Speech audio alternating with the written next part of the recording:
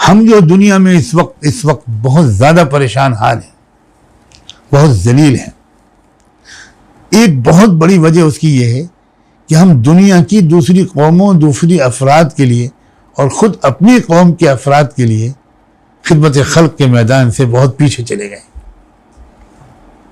हमारी दुनियावी जो परेशानियां हैं उनका असल इलाज ये है कि हम अपनी सलाहियतों को और अल्लाह के दिए हुए माल को वो अपनी ज़ात पर खर्च करने के साथ उसका अच्छा खासा हिस्सा दूसरों की नफर आसानी पर खर्च करें।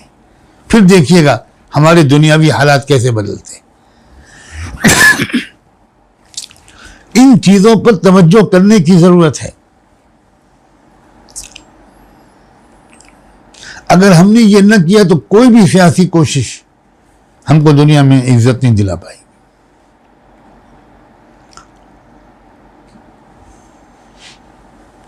हमारी बहुत बड़ी बीमारी माल के खर्च करने में बुख़्ल है। एतराफ़ करना चाहिए हमको कि दुनिया की दूसरी कौमों से हम अपना तकाबुल अगर करते हैं तो बहुत शर्मिंदगी होती है, बहुत शर्मिंदगी होती है। अल्लाह के वास्ते, अल्लाह के वास्ते, अल्लाह के वास्ते अपने माल को खर्च करने की हिम्मत को ज़रा बढ़ाइए। मर्दों से भी कह रहा हूँ और औरतों से भी कह रहा हूँ, बढ़ाइए। बड़ी मुश्किल से कुछ ज़कात निकालते हैं लोग, इसके आगे का बिल्कुल हौसला ही नहीं होता। मैं किस तरह कहूं कि इस मामले को दुरुस्त कर ली, और ये वक्ती और हंगामी तौर पर ही नहीं, मुस्तकिल तौर पर, मुस्तकिल तौर पर हर शख्स, आज मेरी ये गुजारिश है आपसे, हर शख्स आज इसी वक्त ये तय करे कि मैं अपने माल में से हर महीने कुछ न कुछ ज़रूर निकालूंगा अल्लाह के बंदों और अल्लाह के मखलूक के लिए। और जाहिर है कि ये काम इंफरादी तौर पर नहीं हो सकता, बहुत मुश्किल है इंफरादी तौर पर इसका होना, और मुसलसल होना, मुस्तकिल तौर पर होना, और सही जगह पर उसका खर्च होना, ये सब चीज़ें इंफरादी तौर पर मुमकिन नहीं है। जो कौमें ये कर पा रही हैं उनके अंदर एक तो सखावत हमसे ज़्यादा है और दूसरे इज्तिमाई तंजीम ज़्यादा है। इज्तिमाई तौर पर वो अपने रिसोर्सेज को मुनज़्ज़म कर देते हैं और उसके बाद वो जो तंजीम है उनकी वो खूब खर्च करती है खल्क़ खुदा पर। मैं आपसे सिखों की मिसाल देना चाहता हूँ। हर गुरुद्वारे में लंगर कैसे चल रहा है, क्यों नहीं सोचते हम लोग? हर गुरुद्वारे में 2 वक्त तक खाना हर आने वाले को, क्यों कोई रोक टोक नहीं है ही नहीं, कुछ पूछे नहीं जाता।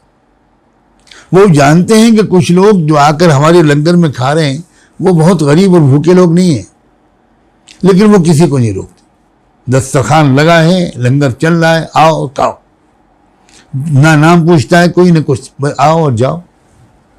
ये कैसे चल रहा है? आबादी सिखों की बहुत कम है मुसलमानों के मुकाबले में, लेकिन ये कैसे चल रहा है? वो सिखों के अंदर अपने माल को गरीबों की खिदमत के लिए खर्च करने का मिजाज बहुत ज़्यादा बेहतर है हमारी बनिस्बत। ये बात आपको अच्छी नहीं लगेगी, लेकिन मैं अपनी ये कहना अपनी जिम्मेदारी समझता हूँ। हमसे 2.5% नहीं निकाला जाता, और उनमें से ऐसे लोग भी हैं जो 40%, 30%, 50%, आपको बिल्कुल यकीन नहीं आएगा 70-80% अपनी आमदनी का निकालते हैं। और मुझसे कई सिख भाइयों ने मुझसे खुद ये कहा कि मौलाना साहब, जब से हमने ज़्यादा खर्च करना शुरू किया तब से हमारा बिजनेस बहुत तेज़ी से चल पड़ा, हमारी इनकम कई गुना बढ़ गई। दिल्ली में एक सिख दोस्त ने मुझसे कहा कि मैंने शुरू किया था 20% से, अब मैं 90% लगाता हूँ गरीबों की खिदमत में, और मेरा कारोबार बहुत बहुत आगे बढ़ गया। अल्लाह अकबर, काश कि ये कमजोरी हमारे अंदर से निकल जाए। शुरू में जरा थोड़ी सी मशक्कत करके आप अपने नफ्स पर थोड़ी सख्ती करके आप निकाल दीजिए, और रमज़ान ही में निकाल दीजिए, और ज़कात के अलावा निकाल दीजिए, और फिर तय कर लीजिए कि इंशाअल्लाह हमको हर महीने इतना निकालना ही निकालना है। मैं हर जोड़े से कहूँगा, मियाँ बीवी से, कि आप बैठकर आज ही कुछ हिसाब लगाइए और फैसला, अगर अल्हम्दुलिल्लाह अल्लाह का शुक्र है हमारे अंदर भी ऐसी तंजीमें मौजूद हैं जो ये जिम्मेदारी कबूल कर रही हैं कि आप अपनी अमानत हमारे हवाले कीजिए, हम आपकी अमानत को इंशाअल्लाह सही मुस्तहिकीन तक पहुँचाएंगे। कल से मेरे दिल में बहुत ज़बरदस्त अरमान जाग रहा है कि इस वक्त जो ऑक्सीजन का क्राइसिस है, उसका एक तरीका ये भी है कि जिस तरह सिखों ने अपने गुरुद्वारों में ऑक्सीजन लंगर शुरू किए, ये तो अजीब व गरीब उनकी पहल है। खाने के लंगर तो सब जानते थे, ऑक्सीजन लंगर। और इस वक्त उन शहरों में ये हालत है कि लोग अस्पतालों से मायूस होकर गुरुद्वारे जाकर ऑक्सीजन ले रहे हैं और फूट फूट के रो रो कर दुआएं कर रहे हैं। हिचकियां बनी हैं। अभी थोड़ी देर पहले मैंने एक वीडियो देखा, गालिबन आज सुबह देखा या कल रात में देखा, कि एक एक शख्स से बीमार, सिख नहीं है वो, गालिबन हिंदू है, और वो बहुत बुरी हालत में आया है, और वॉलंटियर्स खड़े हैं, लड़के और लड़कियां औरतों की तरफ लपक रही हैं, लड़के जो हैं वो मर्दों की तरफ लपक रहे हैं, और दौड़ के जाते हैं, कार में हाल पूछते हैं, वो बताते हैं कि हालत बहुत ख़राब है, ऑक्सीजन की फौरी ज़रूरत है। बस वो जल्दी गोद में उठा लेता है वो नौजवान लड़का, और ला कर एक कुर्सी पे ला के बिठा देता है। ऑक्सीजन की पूरी पाइपलाइन दौड़ा दी है उन्होंने, और पूरी पाइपलाइन में जैसे पानी की नल की टोटियाँ होती हैं वैसे उन्होंने आउटलेट्स लगवा दिए हैं, और फ़ौरन बिठाकर उसको मास्क लगा दी। ऑक्सीजन सप्लाई शुरू हो गई। 2 घंटे के बाद, 1.5 घंटे के बाद उसकी हालत काफ़ी बेहतर हो गई।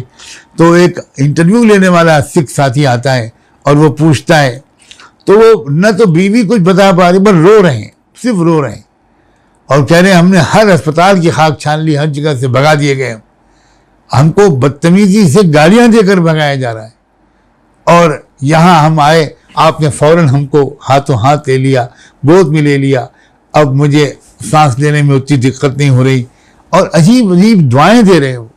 और औरत तो बोल ही नहीं पा रही, बीवी रो ही जा रही है। बस क्या है, इस अपने बंदों की ये खिदमत करते हुए अल्लाह जब देखता होगा अपने कुछ बंदों और बंदियों को, अल्लाह को प्यार नहीं आता होगा। उस कुत्ते के पिल्ले से प्यार ही तो था अल्लाह को, जिसको पानी पिला दिया, और अल्लाह ने कहा बस मैंने तुम्हारे सारे गुनाह माफ कर दिए। मुसलमानों, ए मुसलमानों, ए मुसलमानों, ए मुसलमानों, तुमसे मैं हाथ जोड़कर कहता हूँ, किसी तरह अपने माल को खर्च करना शुरू करो, खिदमत खल्क के कामों के लिए हमारे हाथों को मजबूत करो। मैं ये बात भी आज खुलकर आपसे कहता हूँ, मेरे बहुत अरमान हैं, बहुत दिल चाहता है, लेकिन मैं शिकवे के तौर पर नहीं कहता, उस तरह की तवज्जो मुझे अपने लोगों की तरफ से शायद नहीं मिल पा रही। अल्लाह जाने मेरी ही कमी है क्या।